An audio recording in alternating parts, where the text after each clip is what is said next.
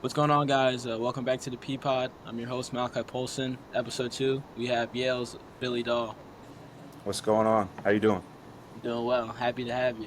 Absolutely, I'm So, happy to be here, man. yes, sir. So, Billy's a Friends Academy alum. So, can you just talk to us about your time at Friends Academy and then transitioning to the TAP school? Yeah, so my time at Friends Academy was it was a great time. I got there in sixth grade. I was at Friends for I think 7 years, middle school and high school. Great time. I met a lot of people there. A lot of lifelong friends. Still talk to this day. Malachi, for example. Malachi came into the high school. He's a young guy, a lot of energy. And we connected, we bonded, but Ferns is a great place, man. Um, as you know, as everybody who went there knows, real special place. But yeah, Friends holds a unique place in my heart, just because of how Friends developed me as a person, as a student, and as an athlete. Friends Academy athletics has grown over the years, but from what we know, we were there pretty much when Friends Academy was a building block of a program. Especially on the North Shore of Long Island. Not a lot of respect given to Friends Academy athletics, but over the years, it has truly grown. And I would say that Friends Academy and the coaches, from Coach B, Doc Q, Coach Johnson, of course, what they dumped into me and dumped into all the other athletes, is special, and that was, truly what allowed me to go to the TAF school, after my graduation. Just because of COVID and everything that happened, I didn't really get a true experience of a full junior senior season, Yep. um, a full junior senior year. So I had looked into the TAF school. Started talking to Coach Whitley over there, who's a great coach and an even better person. Gave me the opportunity to go to the TAF school, and I loved it. A great community, kind of a lot like Friends Academy, in a sense where you belong as soon as you get on campus. You're welcome with open arms. The athletics was great, and it ultimately gave me the opportunity to be where I am now, playing collegiate sports. So I would say my Friends Academy to Taft experience was one of a kind, and I wouldn't trade it for anything in the world. It has me where I am today. That's perfect. So, can you just talk about some advice to some of the kids who feel like they're like running out of time, quote unquote, and they want to go to prep school? So, can you talk about the pros to prep school? Yeah, so for the kids that feel like they're running out of time, time is limited, but I wouldn't look at it as you're running out of time.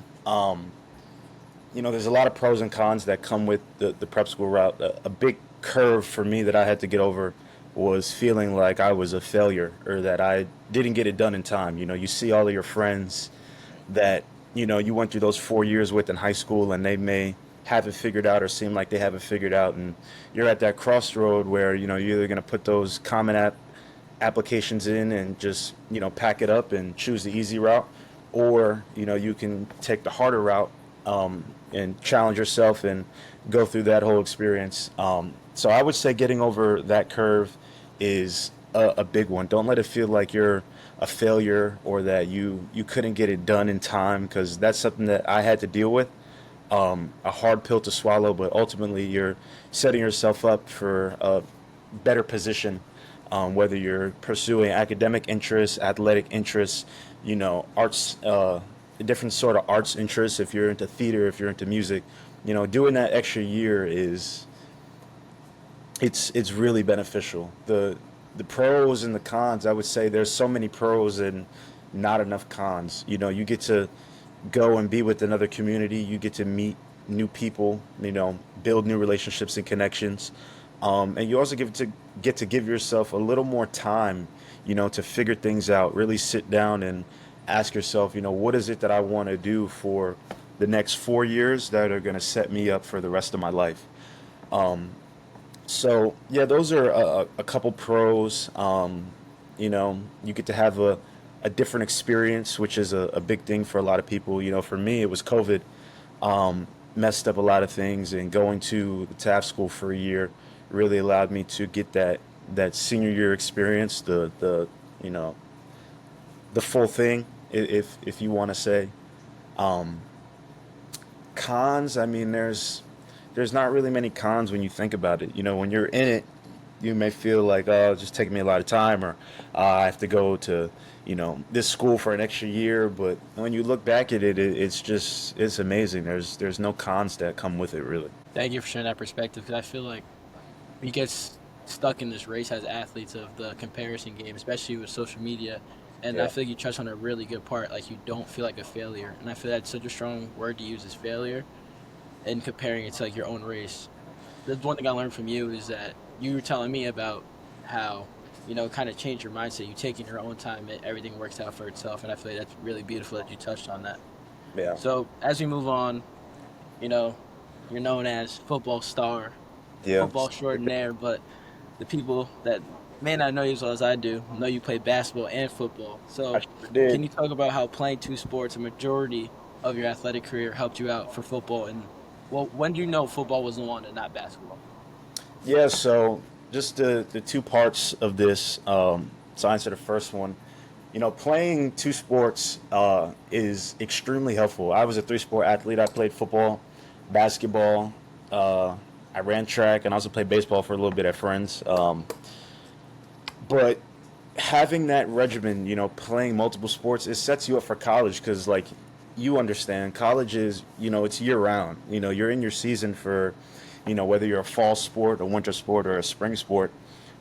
That's when you're most intense, is when, you're competing for, conference games, you have competition. But outside of that, man, like, you're spending time with your team, you have workouts, you have lift, stuff like that. So when you play multiple sports year round, it's preparing you for that schedule once you get to the next level, because there's no such thing as, you know, off days or off season. You're really working on your craft year round. And if you want to be great at what you do, you're going to find yourself having, very limited time. And in that limited time that you have, you're going to find yourself, trying to elevate your game and take yourself to the even, greater level. So I would say playing multiple sports kind of prepared me for the scheduling of it all in a, nuts and bolts answer. But even deeper, playing multiple sports, it trains your mind to approach things differently. It trains the muscles in your body to react to things differently. I would say a one-dimensional athlete is a pretty basic athlete. You want to be multidimensional. The things that you do on the basketball court can help you on the football field. The things that you do on the football field can help you on the basketball court, on the soccer field, on the volleyball court. Track and field is another, sport that the training that you do transcends amongst all different types of sports. So, Yep. you know, having those different sports that you're in year round and constantly moving, it sets you up so that you're not shocked when you get to college. You don't get burnt out very fast. So I would say that's the answer to the first question, and then your second question was, Like, so how'd you know that football was the one and not I really don't know. basketball anymore? Yeah, so I would say that I didn't really know that football was gonna be the one until my summer, my junior year. I had the opportunity to get connected with my trainer, Coach Phil. Everybody knows him as Master P. But Shout out Master working P, out. man. Shout out Master P, man.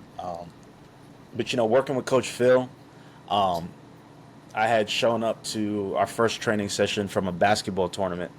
Um, I had dislocated my ankle. I had like a grade 3 sprain. I showed up in a boot, and he saw me in the boot, and he was like, "What are you wearing? Like, why are you wearing that?"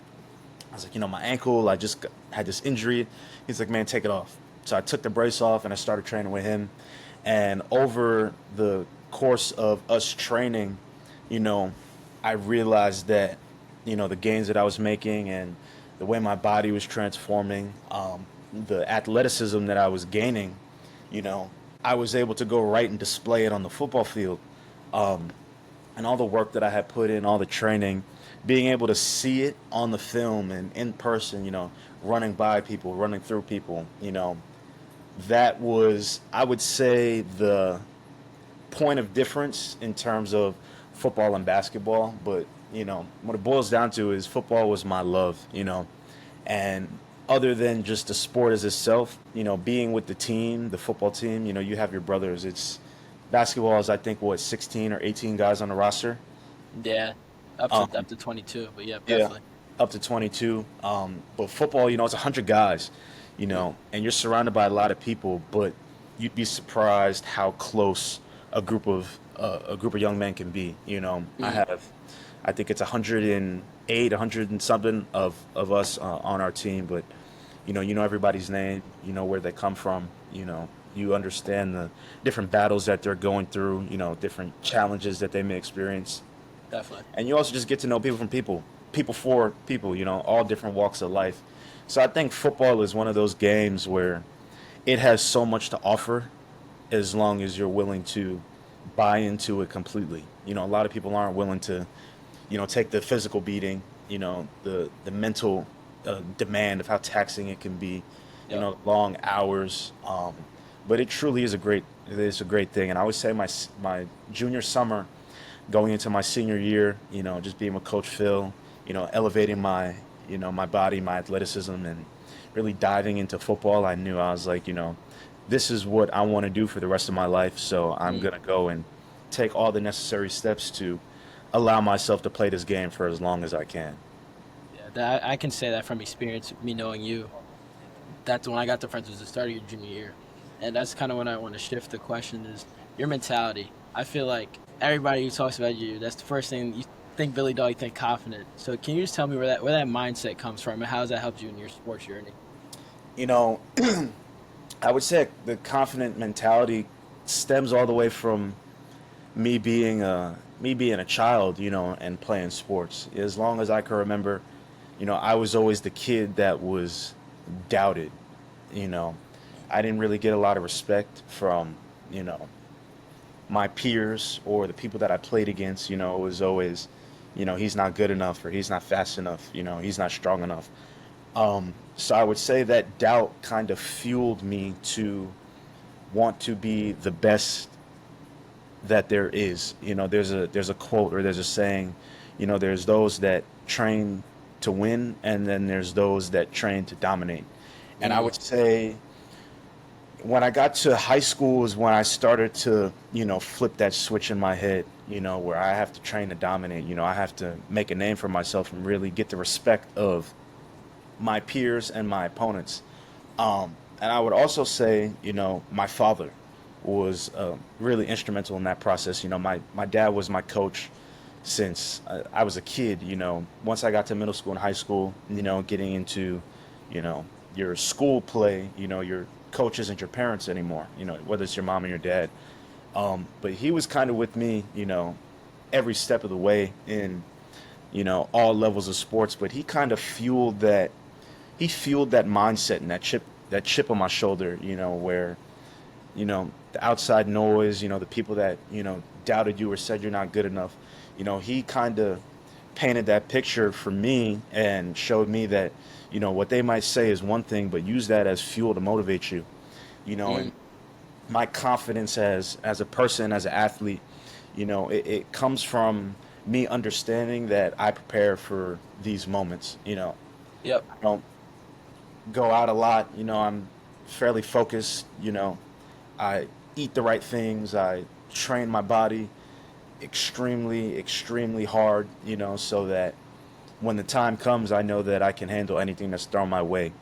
Um, so I would say that, that confidence, that mindset that I have comes from using, all of the doubt and the naysayers' opinions as fuel for how I attack, everything sports related. Um, and yeah, just always feeling like I have something to prove, knowing that I can do it, and keeping the ones that pour into you close. My father, my family, my sisters, my trainer, certain coaches. You got to keep those people close because you use that as fuel and motivation. You got one more Yep. set, or it's third and short, and you need 2 or 3 yards. You're gonna go get it. Or in your sense, it's the end of the game. Coach is looking around in the huddle for someone who needs to go take that shot, and you Yep. looking at him like. you know you're about to call my number because I'm gonna go make Yes, a sir. shot. You know, Yes, so sir. I think that's a mindset that you kind of need to embody if your desire is to take your craft to the highest level. Yep. And that was beautiful. Your response when you said knowing you're going to do that, that also bleeds into our next question. You went from, I think you had an army offer right before TAF. Am I correct? Had an army offer, and one more, it was one more. It was two, right? I had before I got to Taft, I had Army, Navy, and Georgetown. Those were my three offers. Yep, I remember that. But then you went to Taft, went to a couple of camps, went crazy, and then your phone's ringing. We're at lunch. You're not even there because you're on the phone. We're in an Audi. You're not even you're there, but you're not there because you're always on the phone. And I remember your pop said at your grad party, you're on the phone so much you're getting agitated. But then he told you, he's like, no, remember, there's a time where the phone wasn't ringing. So, Yeah. what's your advice to athletes going through that to where like you only have a couple schools, but then it could change in an instant. So talk about how your mentality stayed the same and Yeah. your results changed. There's a saying that I feel like a bunch of athletes know. You got to keep the main thing the main thing. And when I sat down with my mother and my father, it was the timer felt like it was running out on me. Coaches aren't calling. School year's ending. And kind of caught in this daze. You're like, I don't know what's going on. I don't know what to do. But my parents, they just sat down with me and they reassured me. They said, you're a great athlete and you're a great player. You're a great person. The coaches are gonna find you. Doesn't matter where you are, what state, what country, what your situation might be. The coaches are gonna find you. I was a kid. I wasn't getting any traction. You know, my phone wasn't ringing off the hook, but I kept the main thing the main thing. I continued to stay focused. I had long hours in the gym. I pushed my body to exhaustion. To make sure that when my phone rang, I was ready to go and prove that I belonged. I could be a contributor. You know, so advice that I would give to somebody in my shoes, keep the main thing the main thing. Stay focused. Continue to work on yourself, work on your body, work on your mind. And the other thing too is advocate for yourself. My parents used to say this to me, and I never really understood or got it until I would say this past year, which comes with maturity. But you have to be your biggest advocate. If your desire is to go and play at that next level, you're going to have to take it upon yourself to put your tape together, get on Twitter, start reaching out to coaches, post your film, network with people, because my mom always says closed mouth doesn't get fed. And you got to speak for yourself. So the advice that I would give to someone in my shoes would be that keep the main thing the main thing. Continue to work on yourself and advocate for yourself. Because I would say that I'm a pretty decent example of, you know, staying the course um, and ultimately seeing it work out. It's also a testament to my faith. I would say, there were plenty of times where I could have quit. I could have just packed it in, but I stayed focused. I kept my faith. I continued to pray, and God made it possible. It happened like that. Go to one camp, and you run a 40. You perform good, and next thing you know, you have opportunities. Left and right. You got options. That's the best part. You got options. Yeah. Definitely. I love that advice of keeping your faith. I Mhm. remember that was the thing you told me. I hit you up right before I left the school. You Yeah. were like, just make sure you stay prayed up. That was the Absolutely. main thing I remember. You Definitely. have to. Definitely have faith, and God in yourself. So that after all those phone calls, you ended up at Yale. Yep. So how do you feel that friends and Taft prepared you for that Yale and that jump? And can you tell the viewers about what is Yale like, for student athlete?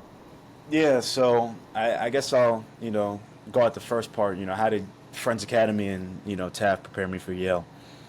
And I would say that they prepared me exactly as I should have been prepared. Coming from Friends Academy, where you have an institution that is, you know, I would say founded on, or one of its driving factors is community. Quaker school community is one of the, core values. Yep. And being in that environment and knowing that you're part of a community that's bigger than yourself, is huge, because it makes that transition pretty seamless. Um, you know, Being at a place like Yale, you understand that people come from all different walks of life. People that you may not necessarily have you know talked to outside of you know a school setting or a sports setting, or if you're in a dining hall. um, it makes it so awesome because you meet great people. And being at Friends, I met great people. Being at Taft, I met great people. So going to Yale, those two experiences kind of prepared me for, okay, I'm going to this school. It's going to be different, it's going to be challenging, but there's going to be great people, who want to see you succeed. You want to see them succeed. The help is always there. So I guess that's how I was prepared, coming from Friends Academy and Taft, to go to Yale. And then also just academically, I was extremely prepared.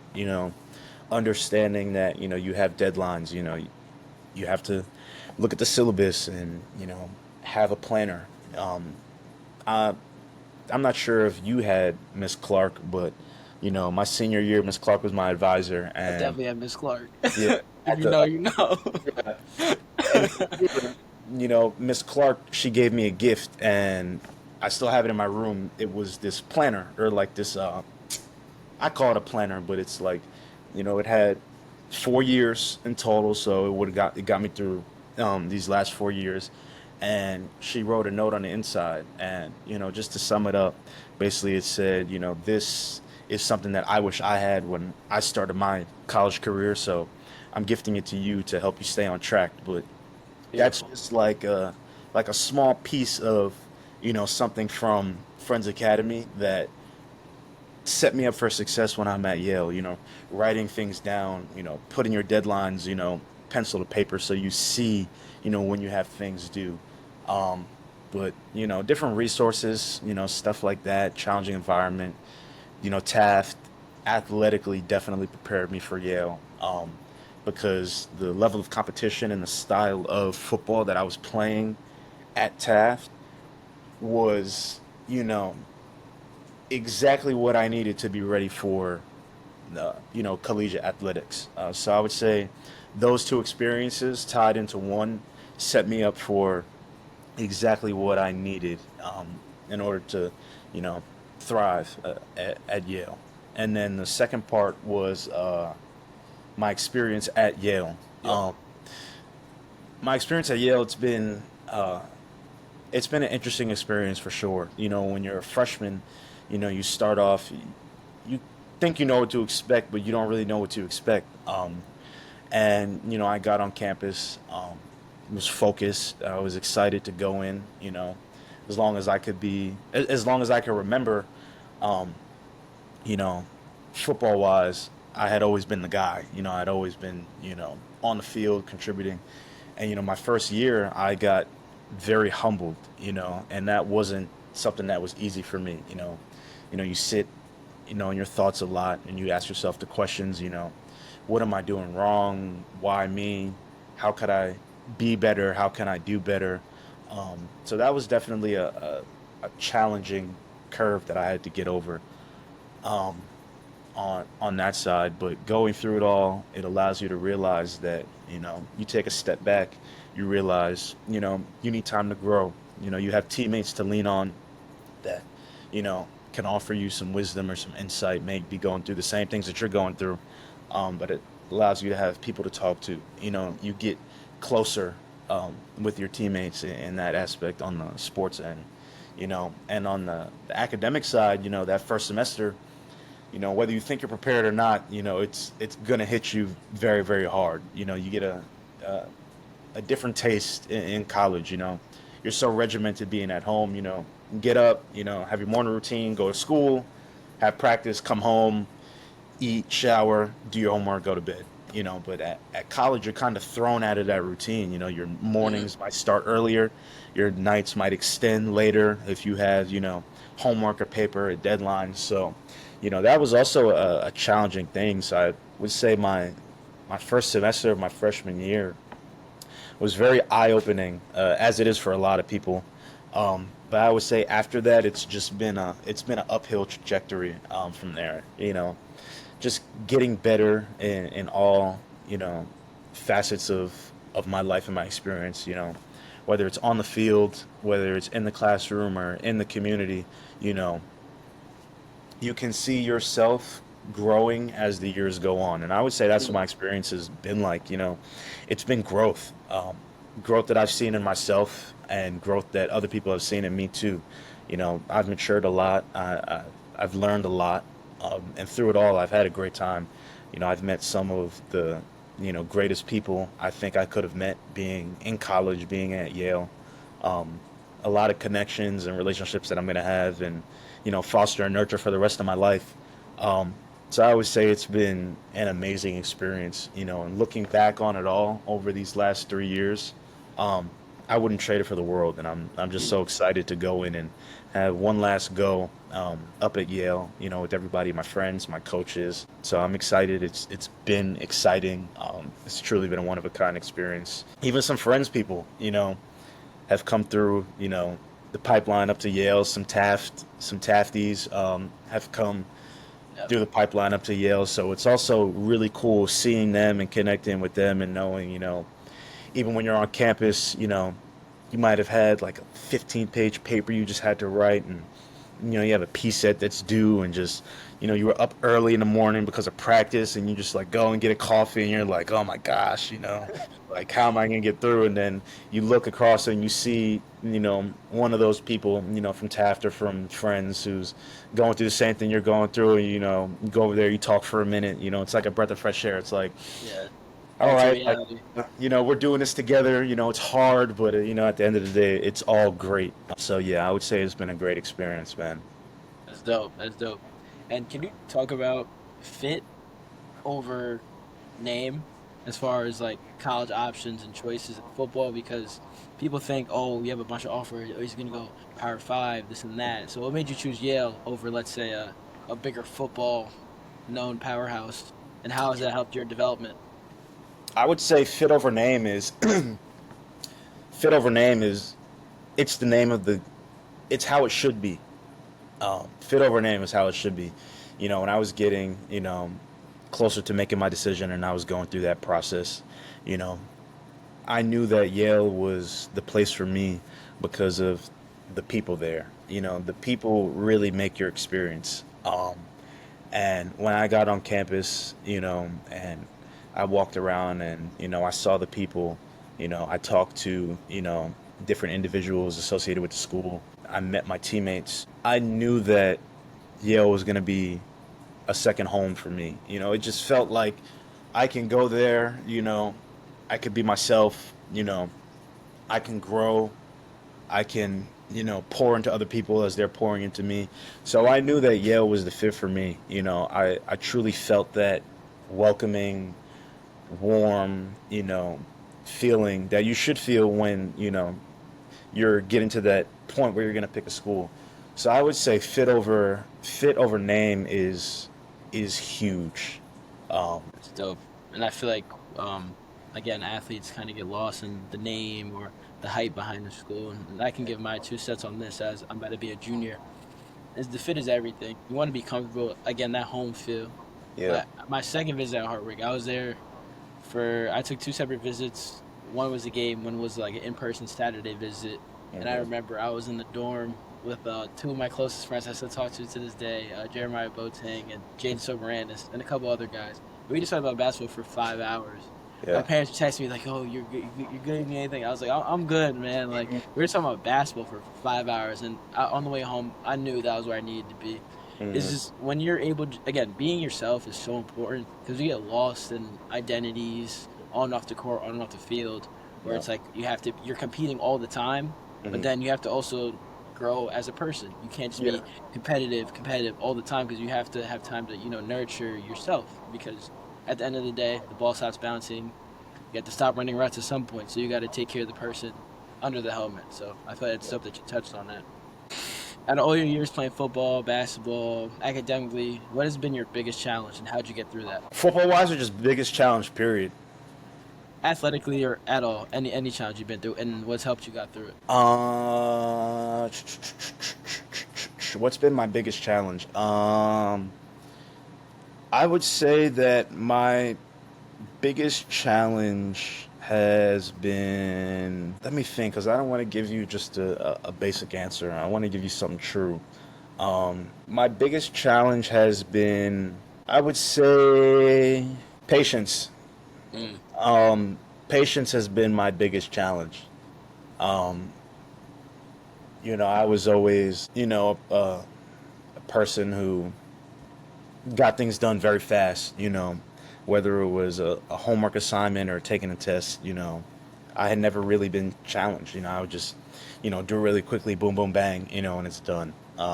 In the athletic sense, you know, everything was always, right there. Boom. I was always, the best, the biggest, fastest, strongest, I knew if it was basketball, I'd be on the court, having the ball, going to the basket, shooting. Football, I knew I was going to be, starting getting the ball every single play. Uh, so I would say my biggest challenge over the years has been patience. As you get older, you know, you kind of sit back and, you realize things and you sit with your thoughts more. And I realized that I had to be patient. I had to wait for my turn in many different things. And I think that's also a testament to my faith, in God. Um, you know, when you want something so bad and you want it right now, it doesn't always happen that way. And I truly think that it was God's way of saying, take a deep breath. You have to wait for this a little bit, and we're gonna see if you really do want this. If you mm, want it like you say you do, wait a little bit. And in that waiting, in developing that patience, you truly see how bad you want things. On the athletic side, not really having that opportunity to impact the game like you want to, how do you respond? Are you still going to be the same guy in the weight room? Are you still going to be the same guy in practice when you get those opportunities? Are you going to make those plays? mm. Are you going to push those around you? Or are you just going to crumble? Or are you going to fold? Are you going to call out sick or, take days off or, I'm not really feeling it today? You know, that patience really tests to see how bad you want it. And in the classroom too, you know, also had to go through the same thing. You're not going to be a straight A student, you know, like that. You're going to have a semester where, you get challenged and you're treading water, you're coming up for air, you're trying to Yeah. keep yourself afloat, and, weather the storm. But then you really realize, okay, let me take my time with this. It's time to break out the old school, pen and paper. Let's study. Let's take our time reviewing this material. I have a paper due in 4 weeks. Let's not wait until 3.5 weeks later to get it done. Let's Yeah. really sit down and take the patience or take the time to get this thing done. Because you realize, when you're forced to be patient, um, you have to take the necessary steps in order to set yourself up for success when that moment comes, when that opportunity comes. So I would say that my biggest challenge has been being patient, just, waiting for my opportunity, waiting for the time to come and taking all the necessary steps in between then to set myself up for success, while keeping God and my faith at the center of it all. Mm, Just keeping that line of communication open, constantly walking in my faith, being in prayer, when I have those challenges or those troubling times or I feel like my patience is running thin, can I turn to the word, can I open my Bible, how can I weather, this storm or, this prolonged period of time, yeah. that's testing, patience. So I would say that's been the biggest challenge for me is just being patient and, remaining that same person through it all. I Mm. hope that was a good answer, or that That was answered that your was question. beautiful. That was dope. That was dope. And I was talking to a friend of mine about this again about patience waiting. College football, you have to wait. Honestly, it's one of Yeah, the few sports where it's like in its culture to wait. And hats off to you guys because yeah, it's tough it because you is. gotta lift the same weight as everybody. You gotta wake up the same time. You gotta know the scout. You gotta know it even more so you're prepared because guys know people transfer. God forbid guys get hurt. You never know. So you're Yeah, preparing for the unknown every summer, every winter, every spring, and yeah. that was a beautiful testament on patience. That was great. And throughout this episode, you talked a lot about family Yes. as a recurrent. I feel that's dope. So can you talk about how your family is a real important part of your life? Yeah, I would say family is, those that know me know that family is the most important thing to me. Everything that, I've done, in terms of, going to school, pushing myself to be the best that I could possibly be in football, you know, being the person I am, in friendships and relationships. I do it not for me. I do it for everybody else. I do it for my family. And, without them, I don't know where I would be. I definitely wouldn't be where I am today. I might not even be here right now. You know, Family is huge to me. They're my anchor. My they're my support. They're an ear when I need somebody to listen. And they're a voice when I need somebody to listen to. Whether I'm going through something or something really good is happening. My mom and my dad are my first call. My sisters mean everything to me. If they ever need something, I'm at school, they need a prayer, they need a couple extra dollars or whatever it is. They know that they can pick up the phone and call me at whatever time, whatever hour, and know that I'm going to be there. So family is huge to me, man. I truly believe that if if you're not doing it for someone else, then what's the reason? We have a saying to at you know we have a saying in our program: forget about me, I love you. Family, forget about me, I love you. That's Our dope. I love captain that. our captain of Team 152, Dean Schaefer, he kind of introduced that to us. You know, Talking to us before a game, and he had it written, family. And he said, forget about me, I love you. Are you willing to cut your heart out and put it on the table for everybody that's around you? It's not about you. It's about your family. It's about everyone else, making sure that they're taken care of, making sure that you're giving 150% for your family, because you know mom's working, dad's working, sisters, brothers, cousins, they're all doing what they're doing, giving 100% for you. So why not give 150% for them? So Mm, family, man, family is huge, for me. Always has been, always will be. Yeah, that's it's my driving factor. I love that. Forget about me. I love you. That's Forget about me, tough. I love you, man. That's I love that. that's I a good love one. that. Super selfless, but bigger picture. I love that.